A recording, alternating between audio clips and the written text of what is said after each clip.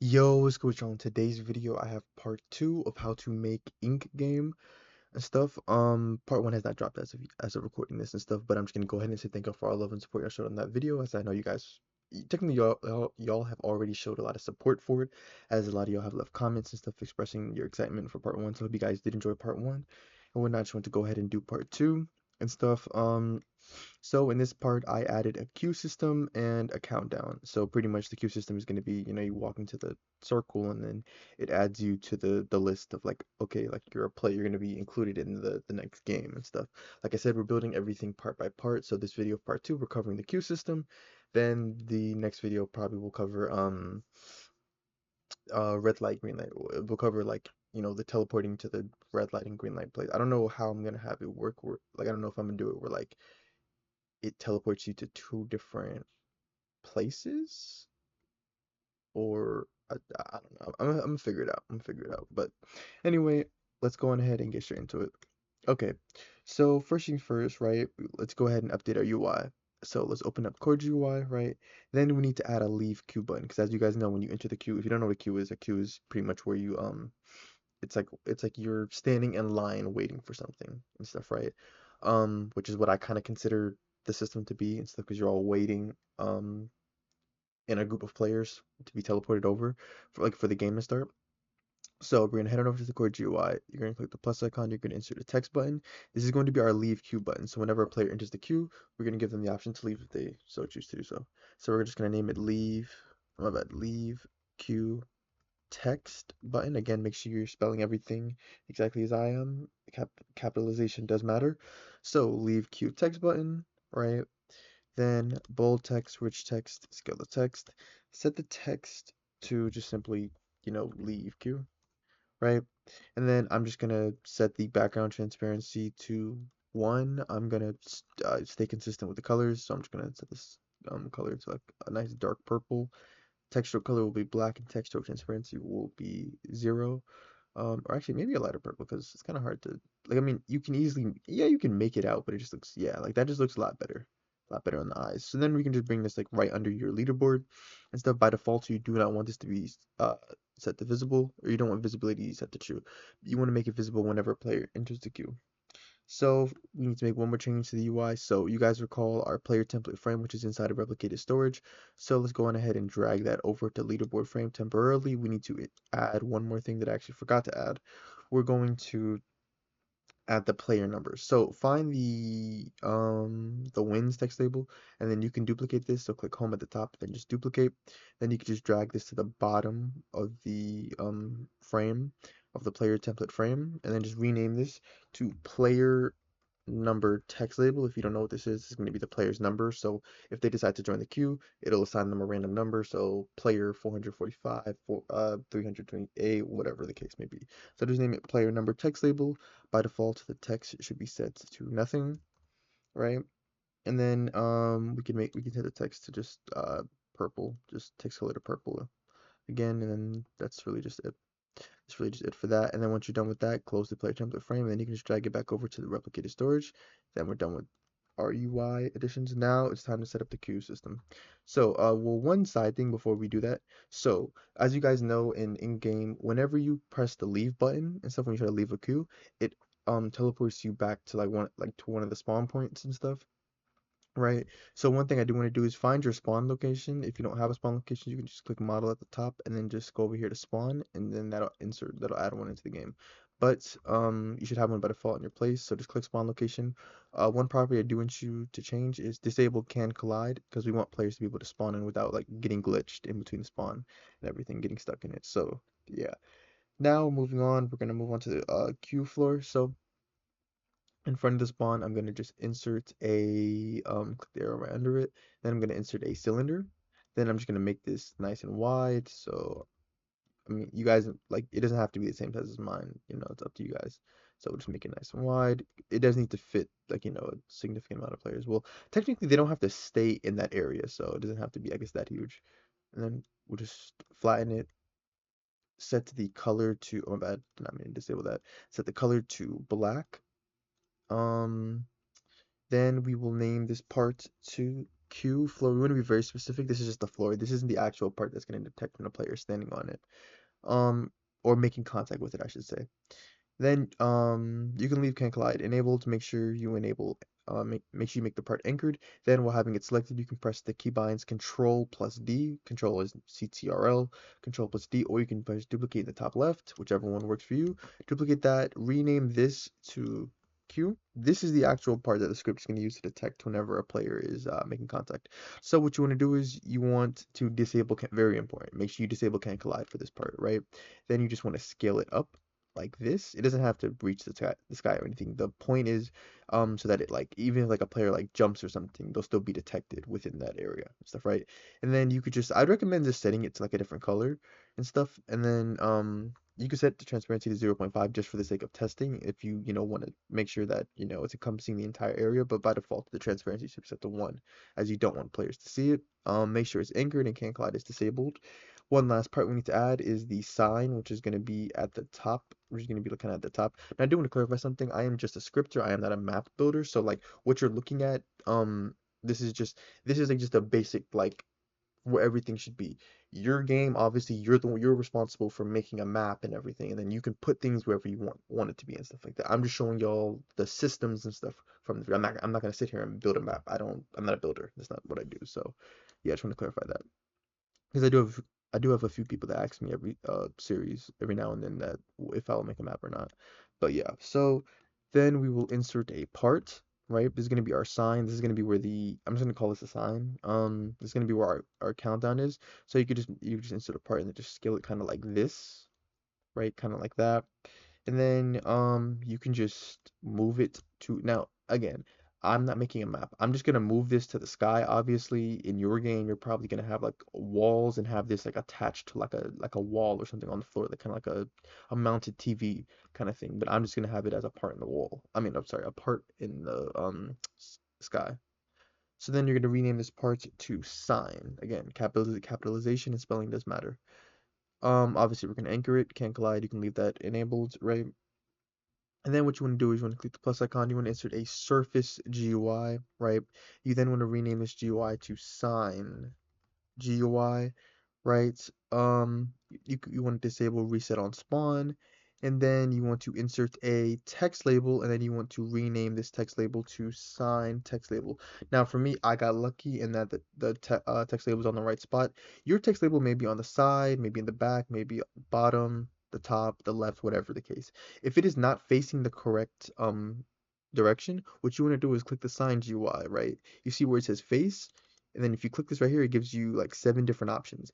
So just start at the top, click back. Back doesn't work, click bottom. Bottom doesn't work, click front, etc., etc. Like you're just gonna continue going through each option until it faces the correct direction. It's pretty it's not like confusing or difficult to use. You're just gonna cycle through them until it faces the correct direction. Okay, then once that's done, we're just gonna make the text label um we're gonna make it cover the entire part. So let's try like 400. Okay, let's try 600. Okay, so like 580. And then as I mentioned before, your stuff does not have to be the same size as mine. You guys can it's up to you guys for what you want to do in that regard and stuff like that. This is just what I'm gonna go with. Let's try 400. That's okay. So then like 390. Okay, that should be fine. So we have our sign text label, and then what I'm just going to do, I'm going to set the background transparency to 1. I am going to scroll down bold text, rich text, scale text, keep the same color scheme. So set the text color to this nice purple, or this darker but light purple. Text stroke color will be set to black, text stroke transparency will be set to 0, and then I will set the text to nothing, to an empty string by default. Um, and then we'll just update that whenever we start the countdown, and we're done with adding the sign, the countdown, and the queue stuff. Now we can get into the scripting part of things. So let's go on ahead and let's open up the local script, the core local script. Ignore these breakpoints and stuff. They glitch out sometimes. Like oh, my bad, let me do that. They glitch out sometimes. Like what is this? Continue script. Oh, okay. I've never opened that before. Anyway, delete break. Yeah. 1 second. Let me just delete these because they're just not really a problem, but just in the way. Okay, so what we're gonna do is we're gonna go right here, right next to event type, you're gonna put comma, then arg1, which is short for argument number one, which is just a piece of information sent from the server to the client. So we're then gonna go right here. So before the two ends, press enter. Then we're gonna add another event. We're gonna say else if event type is equal to, in quotation marks, you're going to put join queue. So this is for whenever a player has joined a queue. Press enter. Right, this event is going to fire now. Be advised, this event is going to fire for all players. The reason for that is so that it updates their UI. It updates everyone's UI in case like if a player just joined the queue, you want all players to be able to see their number and stuff like that, like their player number. So so before we jump into that, I did actually forget there's actually one change up here. So what you want to do is you want to go after the username text label, so this part right here. So just press enter twice, or well, three times to put some space. Then we're going to set up an if statement. We're going to say if v, remember v is the player for the specific player in the loop, I should say. If v dot stats folder, right? So we're going to say stats folder dot player number, which is what we're going to create on the server script. Player number dot value is not equal to 0. Press enter. Then we will say player frame dot player number text label dot text is equal to, in quotation marks, you're going to put the number symbol dot dot dot on the outside, and then you're going to say v dot stats folder dot player number text. Oh, sorry, no, player number dot value, my bad. So player number dot value and stuff. If you're confused as to what we just did, we're simply checking if this player's player number value is set to anything but 0. That's what this means. Anything but 0. The reason for that is the 0 is the default value. So if a player is not in the queue, their player number will be set to 0, right? Um, and then, oh, I just realized I think I forgot to reset. Yeah, I'll add that when we get to that part. But anyway, so if their player number is not equal to 0, that means they're currently in the game and they have a actual number. And then we're going to update the text. That's pretty much what this is doing. Now onto the join queue stuff. So right here, what we're going to do is we're going to create a variable. So first, player in queue. So the specific player that just joined the queue is equal to arg1, and then we need to find their player frame. So player frame, keep in mind the player in queue, this is an instance of the player. Please don't get player in queue confused with player. Two different things. Player in frame is equal to core GUI.leaderboard frame, colon, find first child. Then you're going to say player in queue dot name dot dot dot quotation marks. You're going to put frame, right?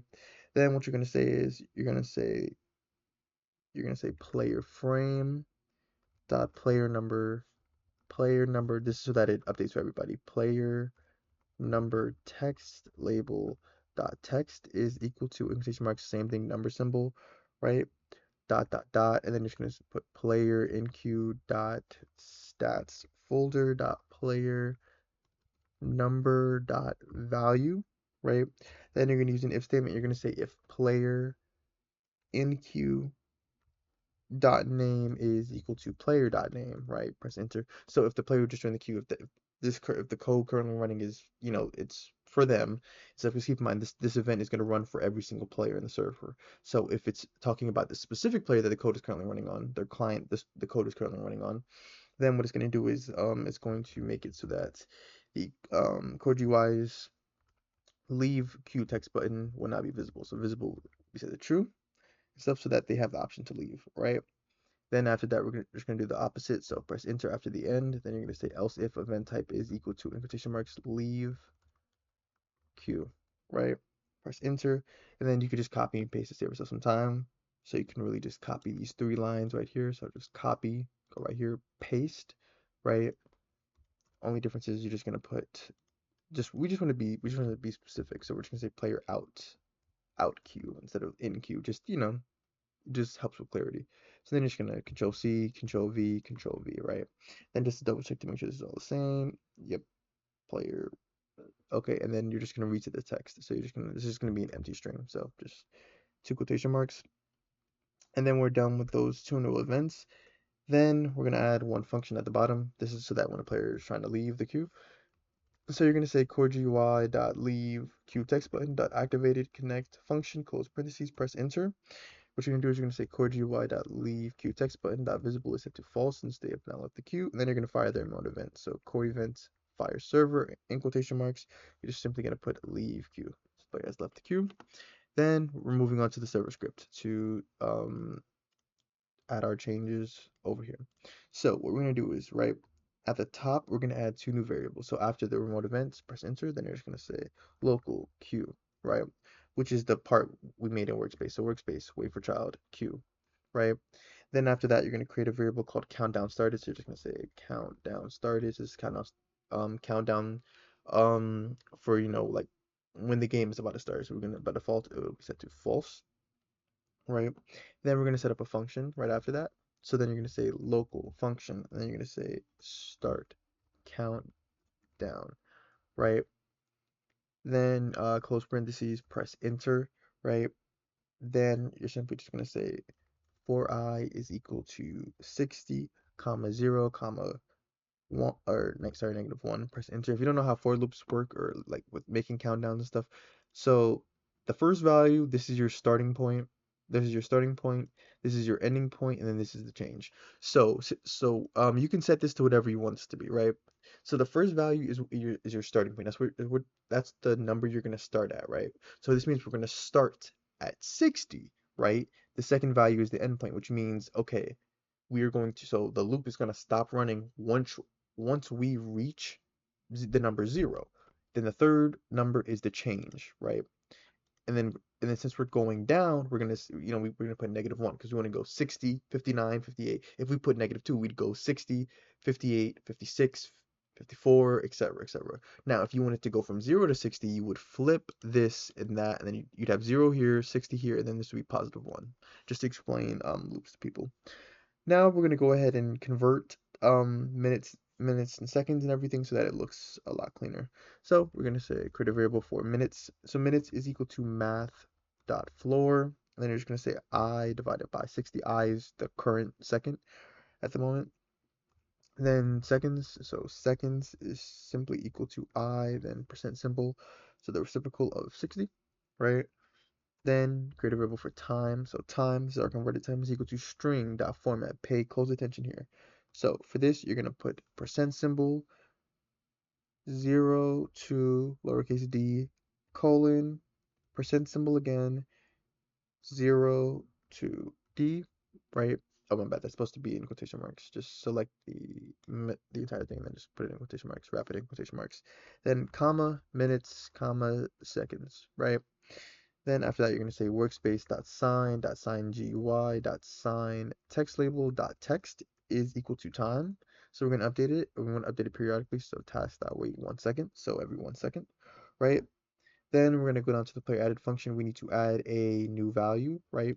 Um, which is of course the player number. So we can really just copy and paste the level value. So just copy the level value, copy, press enter, then just paste, rename this to player number, right? And then just control C, control V, control V, control V, control V, very important. Make sure your default, very important. Make sure your default value is set to 0. Very important. Do not set it to 1, right? Then after we fire the client for the join event, all right, after we fire the remote events to the client for the join event, then we're going to set up an if statement. We're going to say if not countdown started, press enter, then you'll say countdown started is set to true. Then you will call the start countdown function, right? Then after that, we're going to create a list. Let me just double check to make sure everything is good. Okay, we are good. Okay. And then we're going to create a queue list, right? So create a variable called queue list, and then we're going to create a table. So it's equal to special brackets. This is a list. This is going to be a list of players that are currently in the queue. So to be teleported over to the first game, which is red, green light, red light, I believe. Um, then we're going to set up the function. We're going to set up a function to generate a player number. We need to set up a function for it because one, it needs to be a random number. Two, we need to make sure that their player number does not match another player's number. So we're going to say local function generate player number parentheses, go on the outside, press enter. Then what you're gonna create a variable called numbers in use is equal to special brackets. So you're going to create a table, right? A list, essentially. A table is just another way of saying like a list. So then we're going to get all of the current players who are in the queue. We're going to get their players' numbers. So we're going to say for I, comma, V, and I pairs, right? Then we're going to say game.players get players, so colon get players, press enter on the outside. And then you're going to say if v, remember v is the player's instance, stats folder dot player number dot value is not equal to 0. Remember what I said, if their player number is equal to 0, that means they're currently not in the queue. Then press enter, then you will say table dot insert numbers in use, comma, and then you'll say v dot stats folder, my bad, dot player number dot value, right? Pretty much what this is doing, it's checking to make sure they have an actual player number. If they do, it's gonna add it to the table, and then what it's gonna do is it's gonna search that table and stuff, right? So after we do that, then we're gonna generate a random number. So we're just gonna create a variable random number, then we're gonna say is equal to math.random, right? Um, and then you're gonna say one. That's your so the first number is um so you're providing a range. First number is the minimum, second number is the maximum. So I'm gonna say 1 to 400. I believe in the actual game it's 1 to 300 or 1 to 400. I don't know. You can set this range as whatever you want. I just recommend doing it like, I mean, it depends how many people's gonna be in your game. If you plan to have like a game like of 50 to 100 players, I feel it's just best to do 1 to 400 and stuff. Just makes it do less work because it's a less chance. Because the greater the range, the less chance that you have players with repeat numbers, right? Then we need to check if that number has already been assigned. So we're gonna say if table.find numbers in use, comma, random number, then press enter on the outside, right? So if we do find that number, then that means someone else already has that. So what we're gonna do is we're gonna call the function inside of itself, and it'll just call it again. It'll just keep calling itself until it can generate a random a proper number, which shouldn't take long at all. This is not a complex function. Then go to the next line. You're going to say else if not, so the opposite table dot find numbers in use random numbers. So if you can't find it inside the numbers in use table, that means no player currently has that number, which means we're good to go. Press enter. Then what you're going to do is you're just going to say return random number, which is going to end the function, and it's going to return the number, right? Then after that, we're going to set up, so go after this function, right? Then you're going to set up the next function. So you're going to say q, this is for when a player touches the queue. So you're going to say q dot touched, my bad, connect function in parentheses. You're going to put hit, right? It's whatever made contact with the part. Press enter. Then we need to verify that it is a player. So we'll say if hit dot parent find first child humanoid. I wouldn't understand why you'd have NPCs walking around on um the queue, but regardless, we're going to say and not table dot find. We want to make sure their name isn't already in the table. So we'll say queue list, comma, hit dot parent dot name, go on the outside, press enter. Then you'll create a variable for their player instance. So you'll say player is equal to game dot players find find first child, hit dot parent dot name, go on the outside, skip 2 lines. Then you'll add their name to the list. So you say table dot insert, and then you'll say queue list, comma, player dot name, right? Then after that you will generate the new player number. So you'll say, so create a variable for it. So new player number, you'll then call the function is equal to generate random player number, or generate player number, press enter, right? Um then after that you will say player dot stats folder dot player number dot value is equal to new player number, right? Then lastly, you'll fire their mode event. So core event fire client, or sorry, fire all clients, so it updates for everybody. In quotation marks, you're gonna put join queue, then go to the outside comma, and then of course send over the specific player instance, and then one last function we need to add. So after that, we're then gonna say core event dot on server event connect function in parentheses put PLR, which is short for the player, um, comma event type, so just the name of the event. Press enter in between the parentheses. Then you're going to create a variable for the player's character, so it's equal to player.character. Then you're going to say if event type is equal to leave queue, so the player is trying to leave the queue. Press enter.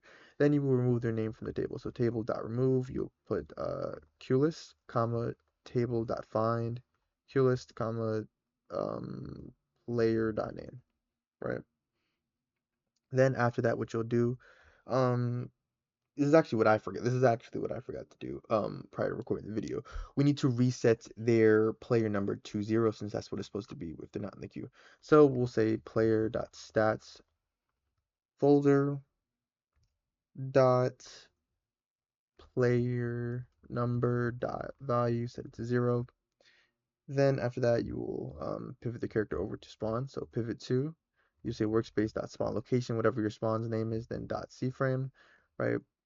Then after that, you will fire the remote events to core events. Again, fire all clients, not client singular.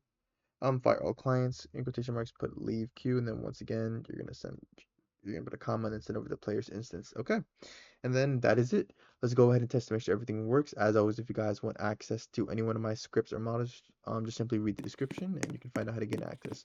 So as you can see, since the countdown wasn't started before, it has begun and stuff, right? So that's working just fine. If I walk into the area, you'll see I now have a random player number and I now have the option to leave the queue. Regardless of if I step off the queue, it won't actually take me out the queue unless I press the text button. So if I press leave queue, it teleports me back to spawn, gets rid of my player number. It should be set back to 0 now. Yep, set back to 0. And I don't have a player number, right? Then I can get back on it and then it'll give me it'll keep generating a random number. All right. So now we can let's test this with, let's first start off with one player. So here's what we'll do. We'll start off with one player.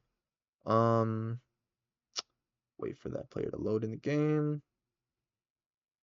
Okay, so we have player one, right? So watch this. Player one gets on the queue, right? I'm going to click start, which is going to add a player two.